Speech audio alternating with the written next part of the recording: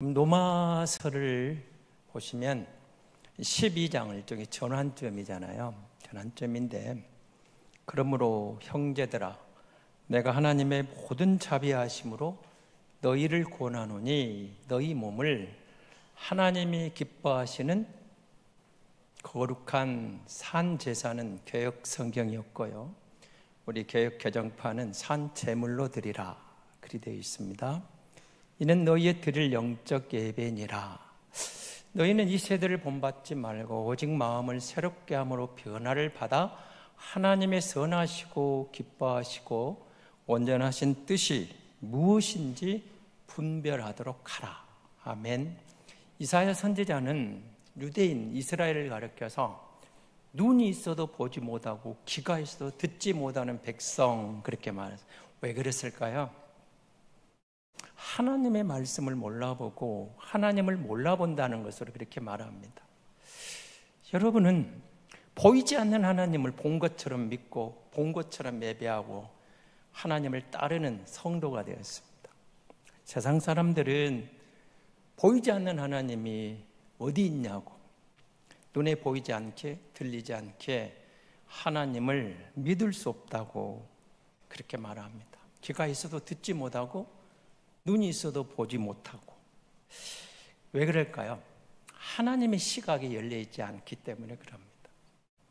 그래서 영안이 열렸다, 하나님의 시각이 열렸다, 깨닫는 마음이 있다, 보는 눈이 있다, 듣는 귀가 열린 사람들이 똑같은 상황에서 하나님의 말씀을 듣습니다. 하나님을 보게 됩니다.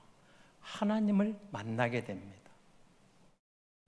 하나님의 시각으로 보고 듣는다, 이 말을 다른 말로 표현하면은 오늘 본문 이전 끝에 있는 분별한다는 단어입니다. 똑같은 상황인데 분별력이 생겨서 그것이 하나님의 섭리의 손길인 것을, 하나님의 임재의 숨결인 것을 깨닫고 느낀다는 겁니다. 그래서 여러분 2절에 보시면 하나님의 선하시고 기뻐하시고 온전하신 뜻이 무엇인지 분별하도록 하라, 이렇게 나옵니다. 하나님의 뜻을 분별해 보라는 겁니다. 왜요? 그것을 알아야 하나님의 뜻에 순종할 수 있기 때문에 그렇습니다. 하나님의 뜻은 자칫 설마하면 너무 막연합니다. 그리고 하나님의 뜻을 우리가 너무 주관적으로 풀어버리면 문제가 생길 수가 있습니다. 하나님의 뜻, 여러분은 어떻게 받아들입니까? 2024년을 마무리하는 한 해의 마지막 달 셋째 주일을 맞아 예배자로 선 여러분은 올 한 해 동안 하나님의 뜻이 여러분 안에 어떻게 작동했을까요?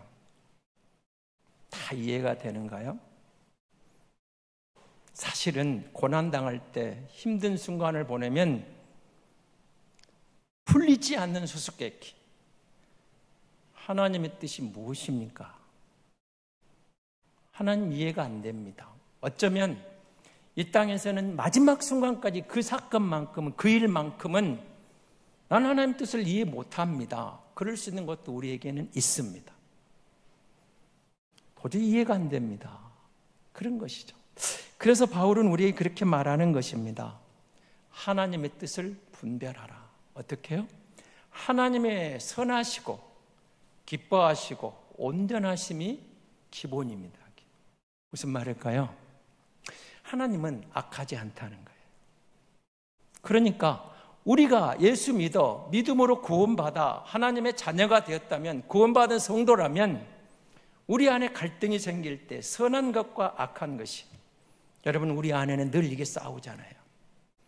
선을 행할지 악을 행할지 선한 싸움이 있어요, 우리 안에. 그럴 때 거듭난 성도라면 선한 것을 행하여 하나님을 따르라는 거죠. 하나님은 선하신 분이다, 악한 분이 아니라는 겁니다. 적어도 예수 믿는 성도라면 우리 안에 그런 악한 것들이 나를 이끌지 못하도록 하나님의 선하신 것, 하나님이 기뻐하시는 게 있다는 겁니다. 하나님이 싫어하시는 것을 안 하는 것이 구원받은 성도, 그게 하나님 뜻이라는 거죠. 하나님이 기뻐하시는 것이 있다는 겁니다. 하나님이 싫어하시는 것은 안 하고 하나님이 기뻐하신 것을 행하는 성도, 그게 하나님 뜻이라는 거죠. 하나님의 온전하심, 이면 합당하다, 완전하다 이런 뜻으로 보는데요. 여러분, 하나님은 완전하신 분입니다. 온전하신 분입니다. 그러나 우리는 완전한 사람이 없습니다. 단점 없는 사람이 어디 있습니까? 온전한 게 어디 있습니까? 여러분, 어제 뉴스를 보시면서 탄핵 정국을 보셨을 겁니다. 여당이 오를까요? 야당이 오를까요? 다 옳겠죠. 옳은 부분이 있습니다. 그러나 거기에 온전한 것은 없습니다. 여러분, 국회의사당 앞에는 더 많은 추정 20만 이상, 100만 보고 많은 탄핵하라고 외치고 있었습니다. 광화문 거리에는 20만에 한 4분의 1 된 5만여 명이 모여서 탄핵 반대를 외치고 있었습니다. 이 땅의 모든 것은 완전한 것, 온전한 것은 없습니다. 여당이 옳은 게 있고 야당이 옳은 게 있습니다. 온전한 게 없어요. 그러나 우리 하나님은 온전하신 하나님, 완전하신 하나님, 완벽하신 하나님, 흠이 없는 하나님, 절대 의로우신 하나님. 그래서 이 땅에서는 억울한 일이 생길지 몰라도 하나님 앞에서는 억울한 게 없다라고 성경은 정의를 내리는 거죠. 우리가 이 하나님의 뜻을 말할 때 하나님이 보시기에 선하고 온전하고 하나님이 보시기에 기뻐하시는 것, 그런 것을 따르면 어떻게 될까요? 정상적인 우리 이웃들이 기뻐하는 것입니다. 그러나 비정상적인 이웃은 하나님이 기뻐하시는 것에 관심도 없고 싫어합니다. 악한 길로만 쳐다는 비정상적인 길을. 이웃에 대한 이야기를 그렇게 풀어보는 것이죠. 하나님이 기뻐하신 일, 하나님의 선하신 뜻이, 하나님의 온전함이 드러날 때 정상적인 사람은 좋은 일이라고 박수치고 즐거워합니다. 비정상적인 사람은 그게 싫은 거예요. 그렇다면 여러분 한번 이렇게 생각을 해보십시오. 로마서 15장 2절 3절에서 바울이 이렇게 우리에게 말을 합니다. 보십시오. 우리 각 사람이 이웃을 기쁘게 하되 선을 이루고 덕을 세우도록 할지니라. 그리스도께서도 자기를 기쁘게 하지 아니하셨나니 기록된 바 주를 비방하는 자들의 비방이 내게 미쳤나이다 함과 같으니라. 여러분, 로마서 15장 2절 한번 발 한 장만 넘겨보십시오. 로마서 15장 2절입니다. 같이 읽어보겠습니다. 우리 각 사람이 이웃을 기쁘게 하되 선을 이루고 덕을 세우도록 할지니라. 보십시오. 하나님이 기뻐하시는 것, 하나님이 기뻐하신 선한 뜻이 이루어지면 이웃이 기뻐한다는 거예요. 즐거워한다는. 그래서 그것을 가지고 성도는 선을 이루고 덕을 세우는 것이 그리스도인이라고 말을 하는 것이죠. 그러면 성경의 기준으로 우리가 하나님의 선하심을 분별할 줄 알아야 되는 것이죠. 나의 기준이 아닙니다. 하나님이 주시는 그 말씀을 기준해서 하나님의 뜻을 분별하고 행하면 우리 이웃들도 기뻐하더라는 것이죠. 내 뜻이 아닙니다. 그래서 여러분, 이웃에 대한 이야기를 여러분이 성경이 말한, 주님이 말하는 게 있죠. 누가복음 10장에 보면 그 부분이 잘 나와 있습니다. 율법사가 와서 내가 무엇을 하여야 영생을 얻으리까 이렇게 예수님께 묻습니다. 예수님이 답을 주죠. 내 이웃을 내 마음을 다하고 목숨을 힘을 다하여 주 너희 하나님을 사랑하고 또 내 이웃을 내 몸과 같이 사랑하라 이렇게 말을 합니다. 율법에서 다시 묻습니다. 그렇게 말하니까 이렇게 율법사의 대답이 내가 무엇을 하여야 영생을 얻으리까라고 물었을 때 주님이 율법에 무엇이라고 기록되냐는 답에 율법사의 대답이 그거였습니다. 그 말이 옳다라고 말하면 내 대답이 옳다. 그러니까 그걸 행하라 하시는 거죠. 알고 있어요. 그래서 그때 율법사 다시 묻습니다. 이웃이 누굽니까? 이렇게 물어봅니다. 우리가 잘 아는 그 이웃에 대한 비유가 10장 25절에서 37절까지 이어지는 선한, 소위 말하는 사마리아인 비유입니다. 강도만한 사마리아인을 두고 제사장이 지나갑니다. 이웃이죠, 이웃입니다. 강도만한 한 이웃을 두고 제사장이 지나가고 레위인이 지나가고 사마리아인이 지나갑니다. 제사장도 레위인도 그냥 지나치는데 사마리아인이 가서 그를 돌보고 데려다가 여관에 두고 치료비를 두고 부족하면 갔다 와서 주겠다고 합니다. 다시 주님이 이 율법사에게 묻습니다. 누가 강도 만난 이 사람이 이웃이냐? 답이 나오죠. 자비를 베푼 자니이다. 주님은 똑같이 답을 하면 너도 가서 이와 같이 행하라. 그럼 여러분에게 묻겠습니다. 여러분의 이웃은 누구이죠? 이웃에 대한 정의를 여러분은 어떻게 내립니까? 이웃이 누굽니까? 여러분 곁에 있는 사람? 여러분 옆에 사는 사람? 여러분 인사하는 사람? 여러분이 알고 있는 사람? 우리는 이웃을 그렇게 정의를 내렸습니다. 근데 주님이 이렇게 답을 줍니다. 우리가 알고 있는 사람이 아니고 지금 너의 도움이 필요한 사람이 너의 이웃이다. 그렇게 말하는 겁니다. 강도 만난 이 사람은 제사장이 아는 사람, 레위인이 아는 사람, 사마리아인이 아는 사람, 그게 아니었습니다. 강도를 만나서 위험에 처해 있습니다. 그래서 누군가의 도움이 지금 필요한 사람입니다. 누군가가 도와주지 않으면 죽어가는 사람입니다. 죽어야 됩니다. 당장에 누군가 지금 돌봐줘야 될 사람이라는 거죠. 제사장도 지나칩니다. 레위인도 지나칩니다. 사마리아인이 그를 돌보죠. 그를 살려내는 겁니다. 이 강도 많은 사람 이웃이 누구냐? 사마리아인이라는 거죠. 왜요? 지금 필요한 것을 그에게 손을 내밀어서 그를 도와준 사람, 그를 살린 사람, 이웃에 대한 개념을 하나님의 개념으로 우리에게 설명해 주시는 겁니다. 내가 아는 사람, 나와 친한 사람, 내 이웃집에 사는 사람, 우리는 그런 정도로 알고 있었는데 아니다. 지금 네가 있는 그 현장에서, 네 삶 속에서 지금 당장 너의 도움이 필요한 그 사람이 너의 이웃이다. 이렇게 가르쳐 주시는 거죠. 그래서 여러분, 우리가 하나님의 뜻을 찾을 때는 말씀으로 돌아가는 겁니다. 하나님의 말씀이 우리를 깨우쳐 주는 거죠. 우리에게 보게 하시는 거죠. 듣게 하시는 거죠. 내 지식이 아니에요. 내 상식이 아니에요. 세상에 살아가는 일반 그 논리가 아니었어요. 하나님의 관점에서, 하나님의 시각으로, 하나님의 눈으로 보고, 하나님의 시각으로 듣고, 하나님의 말씀으로 그 마음에 깨우쳐 주시는 그것이 하나님의 뜻이라는 것이죠. 하나님은 이웃이 누구냐는 질문에 분명하게 답을 줍니다. 너의 필요가 필요한 사람, 그리고 그런 사람이 되라고 말합니다.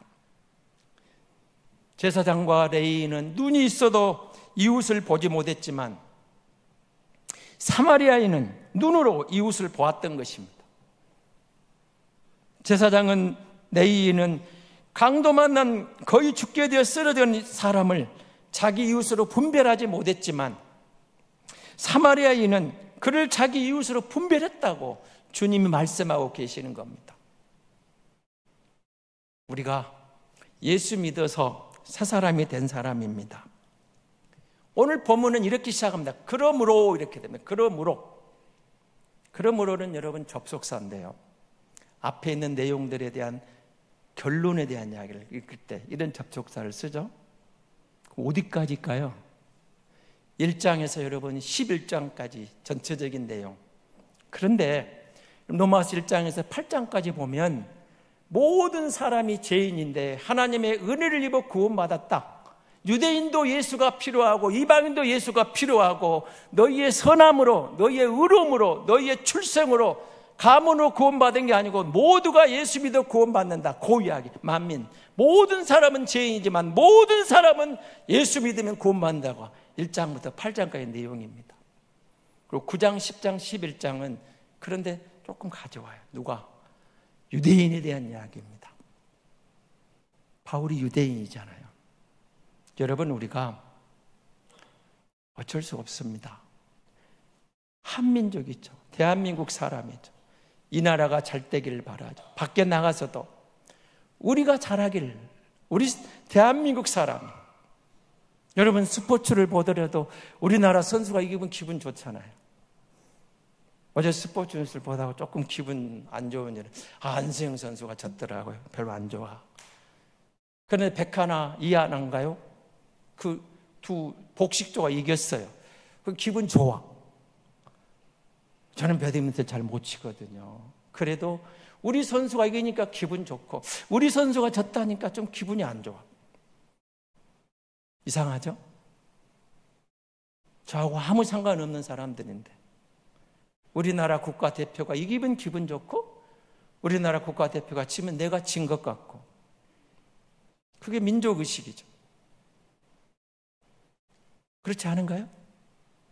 바울도 마찬가지죠. 이방인의 사도로 부름받아 복음을 전하는데 유대인이 걱정되는 거예요. 유대인. 그래서 9장에서 유대인의 과거를 가져오고 10장에서 유대인의 현재를 설명하고 11장에서 유대인의 미래에 대한 이야기. 그래도 하나님은 유대인을 건져내신다. 자기 백성이니까 3장에 걸쳐서 유대인 이야기를 해요. 그래서 그 다음에 12장에 그러므로 이 말은 고를 빼고 보면 1장에서 8장까지 나오는 보편적인 구원론, 모두가 예수 믿으면 구원받는다. 그런데 구원받은 우리가, 형제들아, 내가 하나님의 모든 자비하심은 너희를 권하노니 너희 몸을 하나님이 기뻐하시는 거룩한 산 제물로, 산 제사로 드리라. 이는 너희의 드릴 영적 예배니라. 소위 말하는 삶의 예배, 생활의 예배, 일상에서 깨닫는 마음이, 보는 눈이, 듣는 귀가 열려서 하나님을 느끼고 하나님을 깨달을 때 그 하나님의 뜻을 분별하고 순종하는 것, 하나님의 은혜로 구원받았다는 것, 내 힘이 아니고 내 의가 아니고 내 선함이 아니고 내 착함이 아니고 전적으로 예수 그리스도의 은혜로 구원받았으니, 이 단어를 구약에서 한마디 헤세드라는 단어를 쓰는데요, 은혜라는 말로, 사랑이라는 말로, 하나님의 놀라운 은총으로 이렇게 표현한 단어가 있습니다. 하나님의 전적인 은혜로 구원받았다면 그 말, 하나님의 선하심을 보라, 하나님이 기뻐하신 것을 보라, 하나님 온전하신 것을 보라, 거기에 기준을 두고 하나님이 선하시는 선한 일에, 하나님이 기뻐하신 그 일에, 하나님이 온전하신 그 뜻에 순종하며 나아가는 것이 도리 아니냐, 그런 뜻이죠. 여러분, 왜 하나님의 뜻을 찾고 있습니까? 하나님 뜻을 알고 싶죠. 그럼 안 다음에 어떻게 하시려고요? 아는 것으로 그치려고요? 지식이 늘어나려고요? 하나님의 뜻을 알았으면 순종해야죠.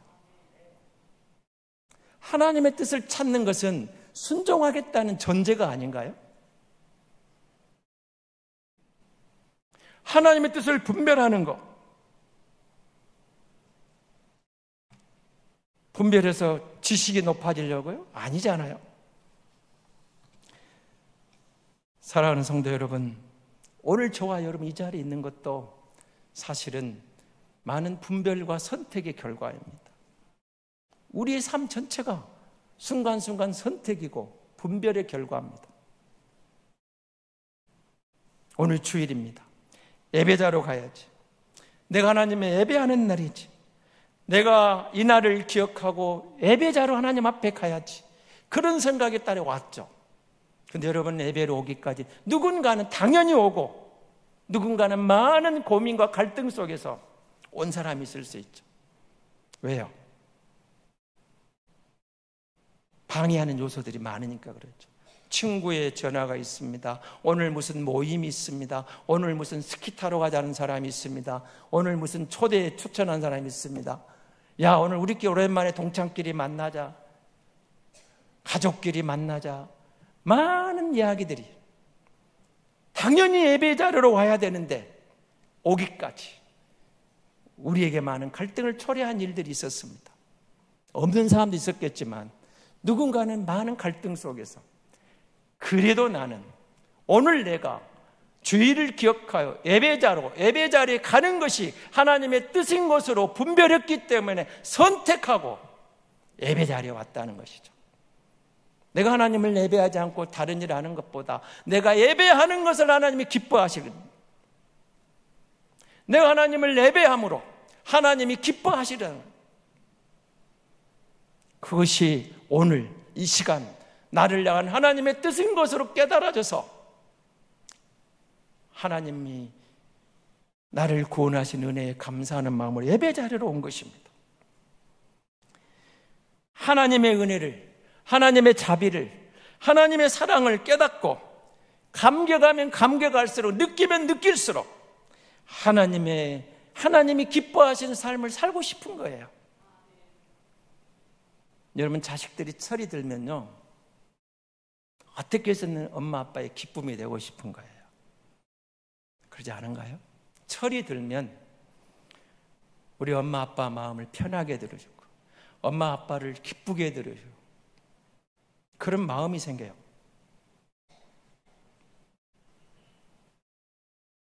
제가 아는 한 자매가 법대를 가서 그런 말을 하더라고요. 나는 반드시 사시 합격해서 우리 엄마를 기쁘게 해야 된다. 왜요? 그랬더니 아버지가 일찍 돌아가셨는데 우리 엄마가 고생고생해 나를 대학에 보냈으니까 나는 그 은혜에 보답하기 위해서 반드시 고시 합격해야 된다고. 그래가지고 도서관에 살더라고요. 목적이 뭐예요? 엄마를 기쁘게 해드리기 위해서, 엄마를 행복하게 하기 위해서. 근데 결론은 누구예요? 쥐가 행복하는 거죠. 고시 합격하면 엄마의 기쁨만 된가요? 자기 행복이죠. 자기 행복이에요. 우리가 하나님을 기쁘시게 한다. 감히 나 같은 게. 좀 생각해 보세요. 은혜를 깨달으면 깨달을수록, 햇새들을 느끼면 느낄수록, 하나님의 자비로우심이 내 안에 드러나면 드러날수록, 하나님의 나 같은 것에게 은혜를 주셔서, 자비를 베푸셔서, 나를 사랑하셔서, 나를 구원해 주셨어. 그 은혜가 깨달으면 깨달을수록 나 같은 것이 어떻게 하나님을 기쁘게 할까? 나도 하나님을 위해서 뭔가 할 수 있을까? 은혜를 느끼면 느낄수록, 깨달으면 깨달을수록 헌신하는 마음이 나와요. 봉사하는 마음에 부담이 아니고 짐이 아니고, 나 같은 것을 대속하셔, 나 같은 것을 구원해 주셨는데 그 은혜를 알면 알수록, 은혜를 깨달으면 깨달을수록, 자비를 느끼면 느낄수록, 사랑을 체험하면 체험할수록 나도 하나님을 위해서 뭔가 하고 싶은 거예요. 기쁘게 드리고 싶은 거예요. 보답하고 싶은 거예요. 율법이 아니고 억지가 아니고 마지못해서가 아니고, 그 귀하신 분이 나 같은 것을, 그 십자가를 지셨다니 내가 하나님께 영광을 돌리고 싶습니다. 하나님의 기쁨이 되고 싶습니다. 하나님께 뭔가 보답하고 싶습니다. 나 같은 것도 들어쓰시렵니까? 하는 것이 즐거움이 되어서 헌신한 마음으로 나아가는 거예요. 그런데 그렇게 하나님이 선하신 뜻을 따라, 기뻐하신 뜻을 따라, 온전한 뜻을 따라 하나님의 기쁨이 되려고 했는데 지나가고 보니 그게 나를 위한 거예요. 하나님께 영광을 돌렸는데 그것이 내 인생의 가장 경건한 모습으로, 이것이 내 인생의 가장 선한 길로, 그것이 내 인생의 가장 아름다운 하나님의 자녀로서의 열매를 거두게 하시는 길이었다, 그 말입니다. 하나님의 선하시고 기뻐하시고 온전하신 뜻. 너는 보십시오, 바울이 이어서 이렇게 말하죠. 너희 몸을 하나님이 기뻐하시는 거룩한 산 제물로 드리라. 이는 너희의 드릴 영적 예배니라. 하나님의 산 제사, 산 제물, 하나님의 뜻을 분별하고 깨닫고 사랑을 느끼면 느낄수록, 그 은혜가 감동이 되면 감동이 될수록 나같이 부족한 사람도 주를 위해서 뭔가 일단 할 수 있다는, 하고 싶은 마음이 생겨나는 거예요. 하나님의 은혜를 깨닫고 나를 제물로 드리기로 하면 내 삶이 하나님과 동행하며 주님의 기쁨이 되기를 원합니다. 자기를 섬기는, 자기 우상주에 빠지는 세상의 것으로는, 그 자세로는 하나님의 뜻을 분별할 수도 없습니다. 하나님께 자신을 헌신하는 만큼 하나님의 뜻을 바로 분별할 수 있는 깨달음이 오더라는 거예요. 하나님 가까이 가면 가까이 갈수록, 바울이 2절에서 뭐라고 하죠? 너희는 이 세대를 본받지 말고, 뭐죠? 하나님께 가는 가장 큰 장애물이 세속주의라는 것, 인본주의라는 것입니다. 하나님의 뜻을 분별하면 분별할수록 우리의 큰 장애물이 나타났습니다. 이 세상이라는 겁니다. 이 세대라는 것입니다. 세상은 절대로 하나님과 호의적이지 않습니다. 공중의 권세 잡은 자가 하나님으로부터 점점 멀리 가게 합니다. 하나님을 대적하는 가치관들이, 시스템들이, 그런 유행이 세상을 지배합니다. 창세기에 등장하는 육신의 정욕입니다. 안목의 정욕입니다. 이생의 자락입니다. 요한일서 2장 16절에 등장하는 사도 요한이 말하는 똑같은 게 또 등장합니다. 그게 세상의 시스템이라는 겁니다. 권세자하고 세속주의, 이걸 분별하고 구별해낼 때 하나님의 은혜를 깨달으면 깨달은 만큼, 하나님의 사랑을 느끼면 느낀 만큼, 하나님의 자비가 내 안에 다가옴을 느끼는 만큼 하나님의 뜻을 분별하고 순종하며 그 은혜로 하나님을 드러내더라, 그 말이죠. 날마다 순간마다 우리 마음이 새롭게 되어서, 보세요, 계속 그렇게 말하죠. 마음을 새롭게 함으로 변화를 받아. 옛것 갖고는 안 되는 거예요. 변화하지 않으면, 성령이 오셔서 우리 마음을 새롭게 하지 않으면 안 되니까 변화와요. 어떻게 하라고요? 하나님의 선하시고 기뻐하고 온전한 뜻이 분별하기 위해서는 우리 마음이 달라져야, 우리의 생각이 달라져야 되는데 우리의 다짐으로 각오로 안 되더라는 거예요. 성령 하나님이 우리 안에 새 마음을 주시는 거예요. 세상의 유행이 아닙니다. 세상의 시스템이 아닙니다. 세상에 흘러가는 관습이 아닙니다. 하나님의 말씀에 주목하고 하나님께 기도하고 그랬더니 하나님의 말씀을 깨닫게 느낌이 오고 그 말씀을 전했더니 내 안에 오는 놀라운 은혜가 내 속에서 솟아나더라는 거죠. 하나님께 헌신했더니 하나님께 뭔가 보답하고 싶은 마음을 주셔서 순종했더니 내 안에 거룩함이 가득 차왔습니다. 성령 충만한 성도로. 사랑하는 성도 여러분, 오늘 우리가 예배자로 와 있습니까? 하나님의 말씀을 듣기 위해서입니다. 다른 말로 하면 하나님의 뜻을 분별하고 싶어 찾아온 겁니다. 하나님의 뜻을 알고 싶습니다.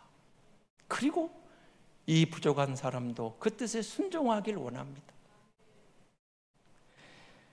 하나님의 말씀을 따라가는 사는 길을 선택하고 싶어서 주님 앞에 왔습니다. 십자가에 주님이 마지막 순간에 기도했던 모습을 생각해 보십시오. 내 뜻대로 마옵시고 아버지의 뜻대로 되기를 원합니다. 우리 주님이 본을 보이십니다. 내 뜻이 아닙니다. 내 사상이 아닙니다. 내 철학이 아닙니다. 내 주관적인 견해가 아니고 하나님의 뜻이,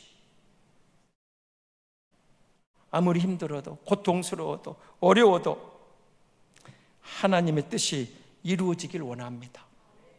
당장에는 고통스럽고 당장에는 손해보는 것 같고 당장에 뭔가 불안하고 이해가 안 되는 상황이 눈앞에 다가와도 주님이 깨닫게 하시고 주님이 보게 하시고 주님이 느끼게 하시고 하나님의 뜻을 분별하고 그 뜻이 이루어지기를 원합니다. 하나님의 뜻을 분별하고 순종할 때 하나님의 놀라우신 임재를 경험하는 거죠. 하나님의 놀라우신 사랑을 체험하는 거죠. 하나님의 놀라우신 능력을 경험하는 겁니다. 사랑하는 성도 여러분, 우리가 그 은혜로 인해 믿음으로 구원받은 하나님의 자녀가 되었습니다. 내가 잘나서 구원받은 게 아닙니다. 내가 무슨 대단한 사람이 구원받은 게 아닙니다. 하나님의 은혜로 구원받았습니다. 하나님의 은혜로 우리가 오늘 여기 있습니다. 하나님을 아바바여 부를 수 있는 자격을 얻었습니다. 기도하고 말씀에 주목하면 들려오는 말씀을 통해서, 읽고 있는 말씀을 통해서, 들려주는 그 음성을 통해서 하나님의 뜻을 우리에게 깨우쳐 주시는 줄 믿습니다. 우리 하나님의 뜻을 분별하고 순종할 때 하나님의 자녀로서 일상 속에서 하나님의 임재를 느끼고 하나님의 임재를 경험하고, 삶 속에서 삶이 예배가 되고 예배가 삶이 되고, 일상 속에서 하나님이신 은혜를 경험하고 세상이 부럽지 않는 하나님의 자녀로 승리하고 아름다운 열매로 하나님의 이름을 드러내게 될 줄로 믿습니다. 하나님